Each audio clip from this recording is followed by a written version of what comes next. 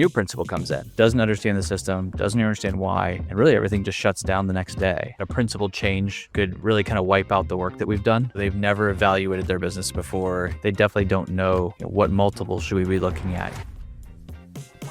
Meet Ryan Steuer, CEO of Magnify Learning, transforming schools across America through project-based learning. Author of PBL Simplified, training over 10,000 educators at 500 schools across the country. Also a project-based learning keynote speaker and author. A former engineer turned teacher who bet on real-world learning and won. What remains is what exists if you walk away. And most people are not willing to make that shift. You can let things go, you can delegate things, and things continue. What are your biggest barriers right now to growth? Is it the team? Is it the introductions? At the end of the day, it's leads.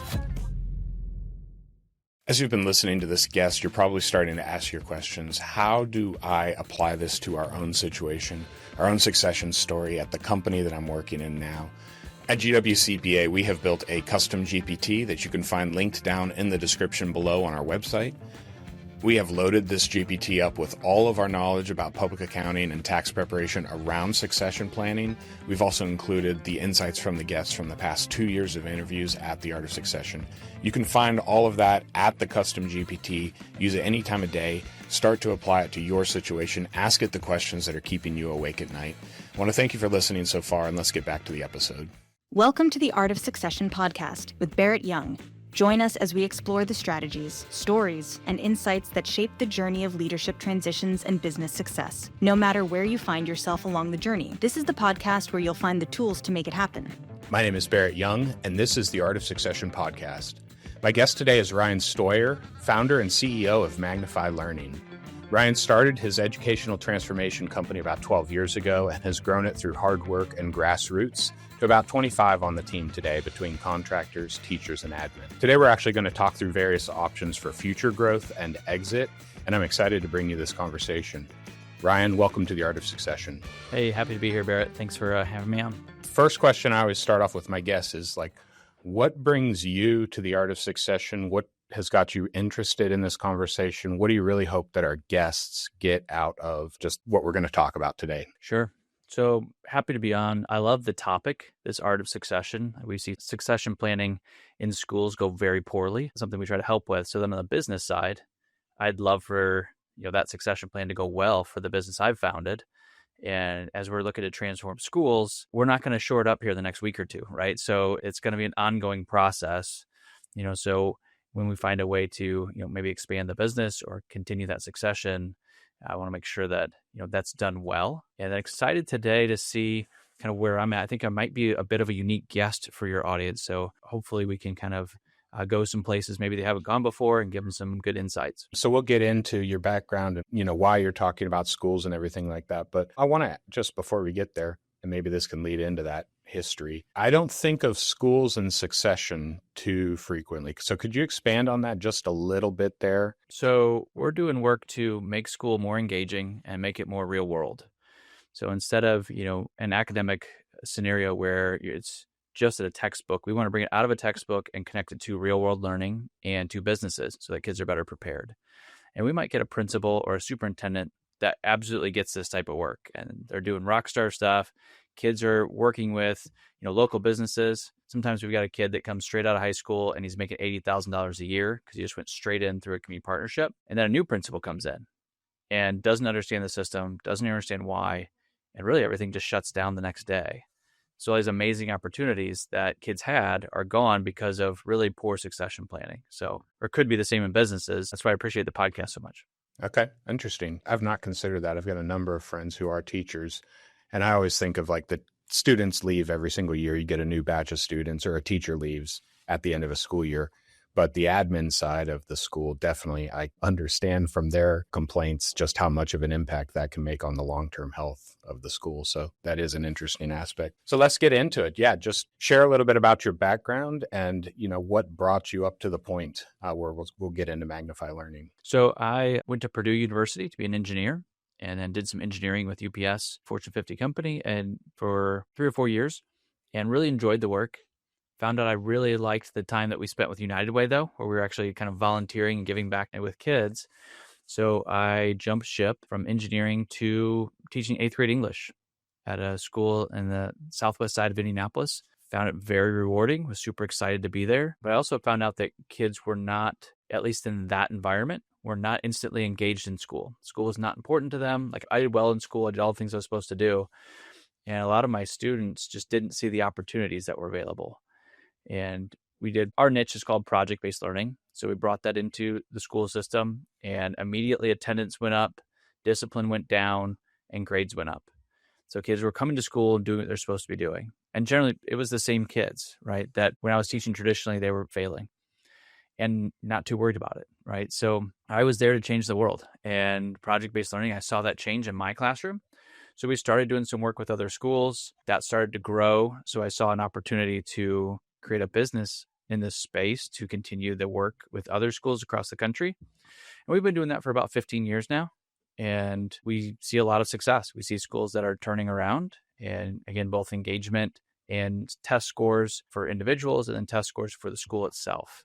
So very rewarding work, really enjoy doing it. We started on a table in my living room, right? And now we've grown to about $1 million in top line revenue this year. And as we bring on some sales force, we see the opportunity for probably about $3 million next year. So this started while you were teaching English at 8th grade. Was this something that the school was starting to experiment with project-based learning, or did you go to a conference or a training seminar or something and learn about this and start just using it in your own classroom? Talk to me just a little bit about those first signs of success. I was at the middle school level, and the high school was using this model. And so we brought it down to the middle school, and one of the first schools in our state to do that. And while it was effective, it was different than the traditional school model. So while it was really good for kids, it didn't fully fit the model of school. So it's a little countercultural, right? So there's some places where it doesn't fit, even though it's really good for kids, if that makes sense. Describe to me just the model at that stage, not necessarily where it is today, but what was it about it that was different or that was really engaging kids, do you think? Sure. So we had some social studies standards where we're going to study some historical figures in our country's history. And rather than just going through the book, we found the Benjamin Harrison home was in Indianapolis. So we asked them if they had any projects we could work on. And their middle school curriculum was not doing very well. People weren't checking it out. So our 8th graders actually redid that curriculum. So someone from the Benjamin Harrison home came and presented and said, hey, look, this isn't really working well. You're our target audience. Can you guys make this work? And our 8th graders went to town and came up with 7 different models. And the Benjamin Harrison home actually adopted kind of several portions of different models that our kids came up with, but that's what they actually use. And they literally sell that to schools and are using that in schools. So that real world application kind of gets kids to sit up and, pay attention and learn because they know it's going to be used somewhere. Okay. Is that like the key to the model continuing is getting them engaged in their own education that way? How does that work? How does that replicate if you don't all have a historic home nearby looking to educate tours? Yeah. So we look for community partners. So probably some of the folks who are listening to the podcast right now, business owners, if we find ways to connect the academics to businesses that are out in the real world. And we'll do that. If you think about a school year, each unit takes about 4 to 6 weeks. We need about 9 of those projects for that to work really well. And if you think about the other implications, there's some STEM research out there that says if your learners have interacted with someone that's in the real world doing the work, they can now see themselves in that role. So when they interact with a founder or a CEO, they can now see themselves, maybe starting their own business. Prior to that, the learners that were in our school system, they just didn't have a doctor or an engineer or a business owner in their top 5 relationships. So it's difficult for them to see that in their lives. Yeah. So this is more than like a career day where we just come in and tell you what we do. For actually a month, you're going to be involved in that business or in that project some way and actually see what the day-to-day decision-making process looks like. Is that correct? It is. Yep. Okay, cool. So you're still a teacher at that point. Then I guess to sell it to other schools, systems, or other neighborhood schools, you have to create something different. Or how did that shift start for you? I was working 3 jobs in order to pay bills and make all those things work. Did leave the school system to do that. So I was doing some consulting, really 2 different consulting gigs in order to make Magnify Learning a place where it could grow. And that probably took a couple of years to then see like, hey, this is really going to work. So then we went all in with Magnify Learning and really started to focus in on schools and doing something differently. Okay. How do you pitch that? I mean, what's that look like? Is this something that parents come to you directly for? Is this something the teachers come to you directly for? Do you go into the administration? What's that look like? Sure. Usually schools understand that something needs to be done differently, or a leader does. So we had a school in Lexington, Kentucky that would have been a D school, as far as state testing scores. And the leader there, she knew that something needed to be different for her students. So she called us in. We did work for about 2 years in flipping the instructional model. And then they were an A 2 years later. You've got schools that maybe are struggling and know, hey, something needs to be different.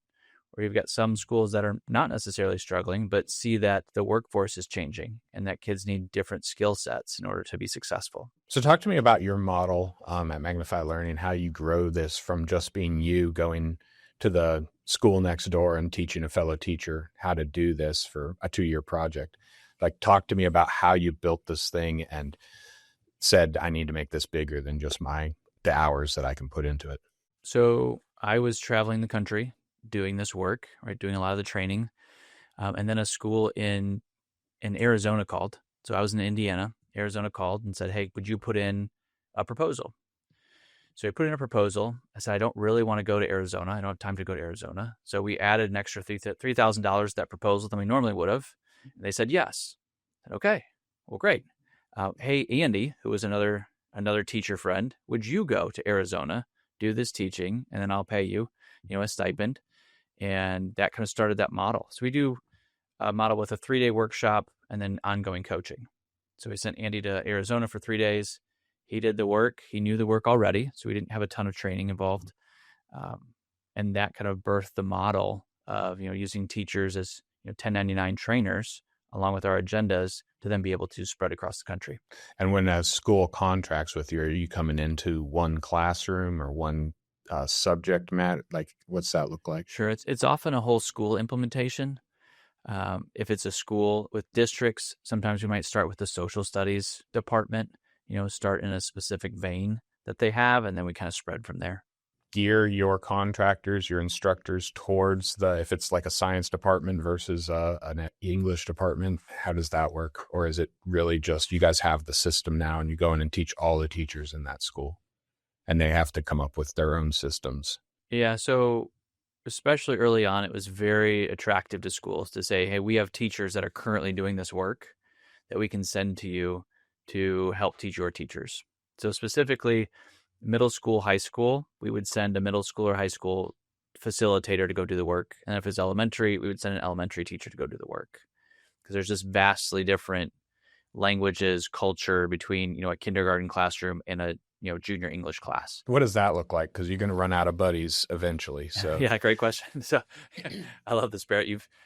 It's like you're kind of reading my past right here. So we ran out of buddies. And then, when you go and call somebody, maybe you don't know, say, well, how do we know they're good? Right? How are they going to, uphold the brand? So we created a certification process.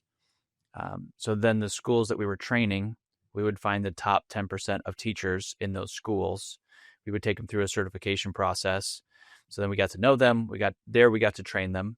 And we could see what their level of expertise was, and then we could send them out to go train others. Talk to me just about lessons learned, because you're in your school system and you had a couple early experiments where you were hands-on. But I mean, there's got to be times when it didn't work, where the system needed to change, where this state's system was entirely different than what you were dealing with in Indiana or Kentucky. Just talk to me through some of those early lessons. Early lessons, right, we assumed that what we were doing would be accepted and work everywhere.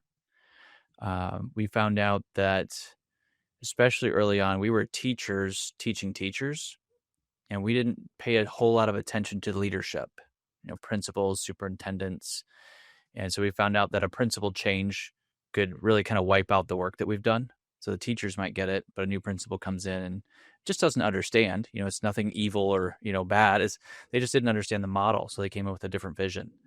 And then, how is a teacher going to continue down this path if they're being, their job is being evaluated on a different path? So they kind of conformed. So I guess the solution to that is we've created trainings for leadership, for principals, for coaches, even for superintendents. So, and it's a different workshop, right? Because they need to be able to create a culture and structures and processes for teachers, not so much know how to do this on the ground, boots on the ground. But once we started paying attention to that, we did kind of solve that problem. But early on, that was definitely an issue. Any other resistance, any other roadblocks that you had to work through? Lots of resistance, right? So primarily from who? A good question. Traditional teachers. So in education, there is, unfortunately, sometimes there's this revolving door of initiatives. Principal comes in, hey, this new idea is going to work. And 3 years later, it goes away. This idea is going to work. So sometimes it's rightfully so that there's, some resistance to something new. Some of it is an inertia of 100 years of traditional teaching. The teacher's been up front as the expert telling us what to know and say, and we would regurgitate that information for a very long time. And teachers typically are very good at that scenario. So that's why they came into teaching. So it's kind of what they know, and then it's what they do. And it worked for them. So why would they change? So there is a whole change process here that we're working with, where we pay attention to innovators, early and late majority, and laggards. But yeah, sometimes there's just sometimes it's a healthy resistance. We're happy to work through that. Sometimes it's just to dig your heels in because this is what I've always done. How do you deal with, they have a subject matter that needs to be taught. They've got a test that's going to be done at the, various times throughout the year. Lots of pressure related to those tests. So I've got to teach the curriculum and do this project on the side. Like, do they teach the curriculum through the project, making sure it covers all the various aspects? So just talk me through that, because is this like extracurricular work on the part of the teachers and the students, or how does it? No, you actually nailed it right away with your first explanation. We're going to have you go out and talk for us, Barrett, because that's, it's yes, you're going to use your curriculum. Yes, you have state standards. Those don't disappear. So we're going to build a collaborative project with a community partner through your curriculum and through your current standards. So if you had a genetics project, we'd have somebody from the Hemophilia Society come in and launch the project and say, hey guys, there are parents every day that will find out their child has a genetic disease today. And they want to know two things. Are they going to be okay? And then they want to know everything there is to know about that disease. Would you guys help us put pamphlets, PSAs, videos, slide decks in doctors' offices to help these parents learn about genetic diseases? And inherently, kids say yes, they do want to help. And then what happens is the kids don't know how to do that, right? They don't know what the Punnett square is. They don't know these deep genetic standards. So the teachers are now in a position where the kids want to create these resources because it's engaging and helps people, but they have to have learning from the teacher in order to do so. And you're also learning other things like how to put a pamphlet together, what marketing language works to get somebody to actually pick it up and read it, real world practical stuff that probably brings other teachers in their day involved around some of that same project too. Then, like, you've got your art teacher involved now, you've got your communications or math teacher or something like that involved too. Yeah, and the motivation becomes, in this case, like, we're going to help these parents, rather than the traditional motivation is grades, or because you're going to need it in high school, or you're going to need it in college, or because I said so, right? Or you're going to take a test, none of which are truly engaging for teenagers, right? So you have more of an intrinsic motivation to do the work. The community partnership aspect is interesting to me too, because that's a challenge. You guys don't know who the community partners are in Arizona, for example. So I imagine you've got to get administration or the teachers or someone involved in bringing in 9 projects throughout the year. How does that work? And other than the goodwill in the community, maybe that's all what it is. What's the benefit to a business to partner with you guys? So what we do is we train locally. We train the teachers how to reach out, right? So you mentioned you had a few teacher friends, and they could likely create a unit where they need to create a business, and you know what, I've got a friend, I've got Barrett, he can come in and talk to us about that, and they're going to tie all their standards into it, and then you're going to come in. It is because of goodwill, but it's also because it relates to something you're passionate about, right? And you get to share this passion with others. And that's different. It's different than if you just go down to the elementary school and say, hey, I'd like to help. And then they have you make copies. That's probably not what you want to go do, right? But if it was really in your area of expertise, you probably would take an hour and go down and talk to kids. Yeah, I mean, I'm thinking back to that original test case. You said Benjamin his home. They want to know, how do we keep kids engaged when they come here to learn, so that they're not just bored and, staring at their phone, running off into the woods kind of thing. So there is a benefit there of, I don't know, as a scientist or as a historian or as a 20-year CPA, what's going through the minds of my ordinary clients, or in this case, 13-year-old kids. So the benefit there is to get some audience research for free, audience labor in this case, as well. So interesting. Yeah, so you're trying to create a value add for both sides, right? I assume you have to have national partnerships at this stage after doing this for over a decade. So do you get a lot of, we've got branches all over the country, like a national financial firm or something like that would partner with you and say, let us know as soon as you're in this area, we've got people ready to go? So we've just partnered with a group that is kind of a middleman to that idea, right? Okay. They've got some software, it's probably the best ed tech we've seen in this space, where they're connecting professionals in the workforce with schools in specific areas. And the challenge has always been really the user interface, if that makes sense. Like, you don't want to sign up for something and then 2 years later somebody says, hey, would you come into this 8th grade classroom? So they found a way where community partners are willing to sign up and schools are willing to do the same. So they've kind of cut some of the friction to this process, and schools can literally get on and say, hey, I need a marine biologist. And I mean, Zoom helps quite a bit too right now, right? Where it doesn't have to be geographically as close. You can Zoom in with that marine biologist. And we find that we're creating a space where, again, there's a value add for that partner to give back in their specific expertise, but also we're not asking for 10 hours a week, right? So you can come in, talk about things that you love and you're passionate about, watch kids do things, and like you can actually see the effect that it has in the school system. And then we actually try to bring them back at the end of a project too, so they can kind of see the fruits of that labor. Okay. So what does that commitment look like for a business then? Sure. So it's really typically about an hour in the front end. You come in and say, when I work with people, this is how we launch businesses. This is how we sell businesses. You guys are going to create a business model for a local nonprofit. I'm going to come back in 4 weeks to see what your business plan looks like for that nonprofit. And then at that point, you'd probably spend another hour in the classroom on the back end. How have you, you're not, maybe you are doing these still, throwing yourself in on the occasional one just to keep it interesting, but how have you had to shift now from your initial project to now running a team, pretty good sized team, even if they are subcontractors? That's still a good team, and you've got a culture there that you have to, keep them all in line with and give them a vision. So how have you shifted as a leader? Yeah, good. Great question. Again, I feel like you're reading my journey already. It's like that is. It's almost like I do this for a living. Right? 100%. I love it. So, because that's absolutely it, right? Like I was pretty good at it, right? So that's why we did it. And then somebody else had to do it, and I had to watch, and I kind of wanted to jump in every now and then. But we figured out that we've got a good, system and agenda, so that as long as someone can do it 85% as good as me, that the output was really solid for the school partner. So we felt really comfortable there. And now, you're right, I don't really do a whole lot of facilitation unless it's a large district or something brand new. Sometimes they bring me in for those.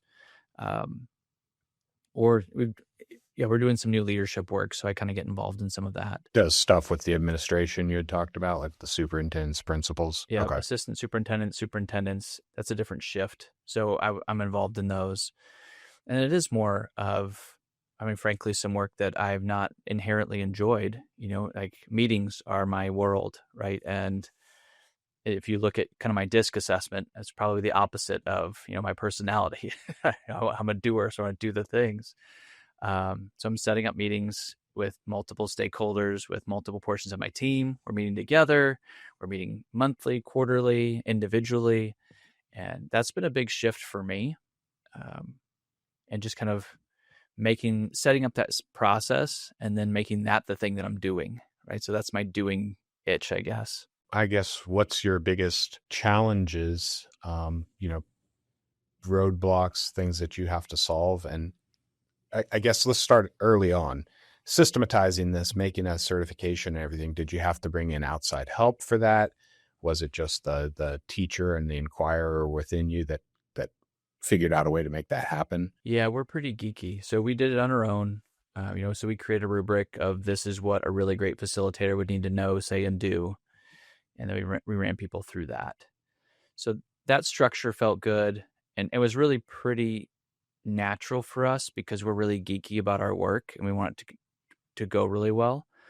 So that was easy to protect. The portions of maybe the marketing and the sales didn't come as naturally because we wanted to do the change process portion. But now I'm working through. So our director of training and operations is an amazing educator, but she doesn't want to touch sales. She doesn't want to know about dollars and cents. It's like, well, we also need you to think about referrals, right? So that's kind of our training a little bit, right?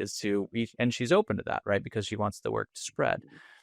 But then we've kind of figured out some language for her to say, oh, here, you need to go talk to our salesperson now because, you're really close and we can really help you.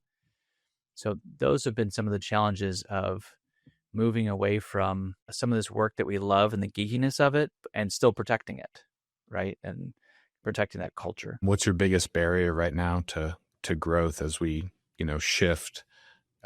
We did talk a little bit before about acquisitions, about succession, things like that. So what are your biggest barriers right now to growth? Is it the team? Is it the introductions? What's that? Sure. It's introductions. I mean, at the end of the day, it's leads, right? If we had more leads, we would do more work. So we've done a lot of inbound at this point because we produce a lot of content. So we've got sales capacity now, which we didn't have, a year ago. It was always me doing sales. So we moved from founder to true salesperson. And then the next bottleneck is going to be leads on the marketing side. So let's talk about, you've shared just briefly, what models of growth other than just inbound, the leads, the grassroots kind of thing, what are you looking at right now? So what we currently do, again, we're producing a lot of content. So blog, YouTube, podcast once a week. Some probably light social media, I would say, a lot of email progressions and kind of free downloads. So we offer a lot of value to, get some information and follow up, a little bit of ads, and then some cold email as well. But are you looking at acquiring somebody with a similar platform or? Sure. On a larger scale. Yes. Long-term strategic growth. What's that look like? Copy that. Yes. So we've looked at acquiring 2 different companies. One, at least at the time, said, no, not interested. This is my thing. I'm not ready to let it go. And we've got another one kind of on the horizon that we're starting conversations with that would allow us to grab a pretty significant portion of a specific market. So like a charter school market, really, specifically. So that's the piece that we're looking at right now. Okay. When you look at strategic growth, if you're in a world where nobody else is doing what you're doing, what does that growth look like? How do you evaluate an option for growth, a potential? Is it buying not a software company? Well, maybe a software company. I'm thinking more like a textbook company or something like that has all these inroads with school systems already. Talk me through what you're considering there. Sure. So we're looking at, again, it's an organization in the charter school kind of networks in a specific area of the country that really helps start charters. So if you said, okay, hey, Ryan, I've got this specific niche that I want to open up. I'm looking to do this with the state. You would go to this organization and say, can you help me get funding to get started? And that's what they do. So they're going to start this school kind of from brand new. So it's attractive to us to, be a part of, well, frankly, the funding model is there. And then we also know that if we start at the beginning of that the instructional model can be there. So our work fits well into that at the birth of an organization. We've done that with several schools where they're starting up and we're there at the very beginning. So, acquiring that company puts us at the ground floor of the work that we do well. Okay. Awesome. What other types of options have you guys been weighing or looking at? Not necessarily a deal's already in the works or anything like that, but as you think 10 years out, what does this look like? What's running through your brain on that? Oh, and I'd love feedback on any of this, by the way, Barrett. So Please, yeah, right, ask me any questions you might have. right. So there's probably 5 big players in our very specific space, right, in project-based learning, and we're usually in that conversation, and then there's, let's just say 30 or so, like kind of one-off consultants where it's just them, but they're doing work in schools. So we approached one of those organizations that's is just kind of a one-off and doing really great work, supporting a lot of schools, really has a pretty good audience. That key figure might be an issue, but we're just looking at some of the dynamics of, let's say her audience is, has 500 people in it or so. Each one of those likely in her model probably comes from a different school or district.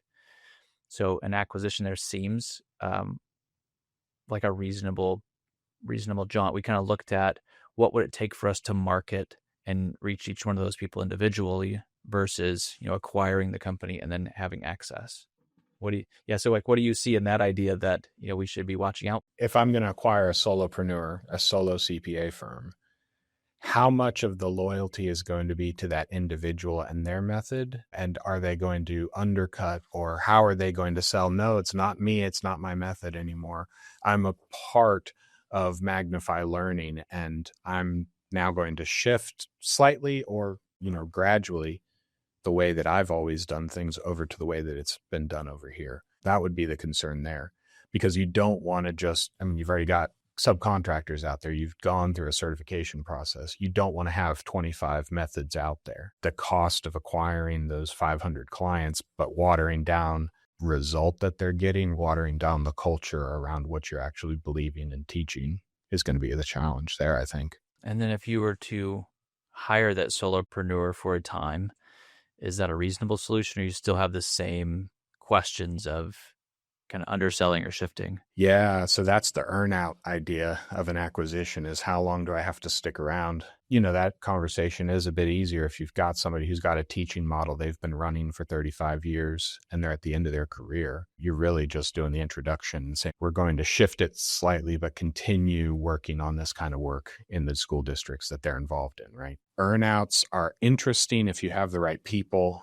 but they can be counterproductive as well, depending on how much resistance there was or how many times they're going to say, well, this isn't the way I would have done it, but now I'm part of Magnify Learning. And so I've still got to be a cultural fit there. And they do have to realize, their legacy without Magnify Learning coming in is going to go away. They're not going to be able to continue doing that forever. And so do they want to have that legacy blend into something bigger that's still going to benefit those schools, still going to benefit their students?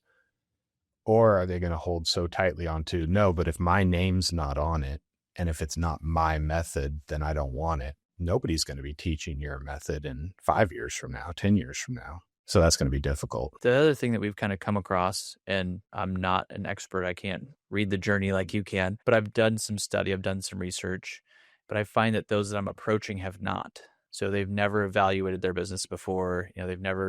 Some have considered, some have not, but they definitely don't know, what multiple should we be looking at? What's a reasonable price, right? Like, are you going to pay me for all the dry erase markers I have in my closet? That.